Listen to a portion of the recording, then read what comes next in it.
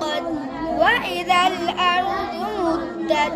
وألقت ما فيها وتخلت وأذنت لربها وحقت يا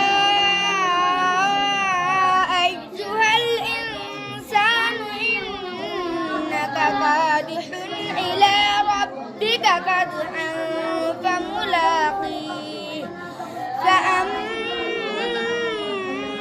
من أوتي كتابه بيمينه فسوف يحاسب حسابا يسيرا وينقلب إلى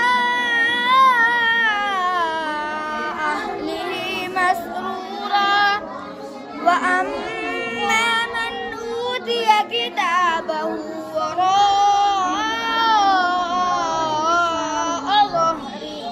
فسوف يدعو ثبورا ويصلى سعيرا إنه كان في أهله مسرورا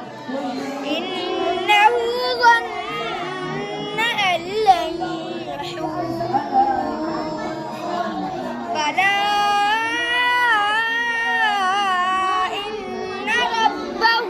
كان به بصيرا فلا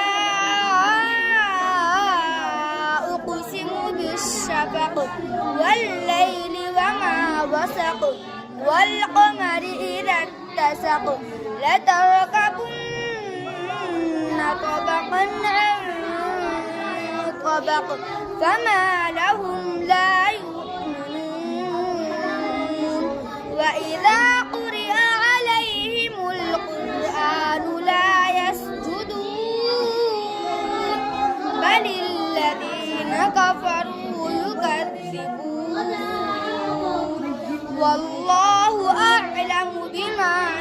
يوعون فبشرهم بعذاب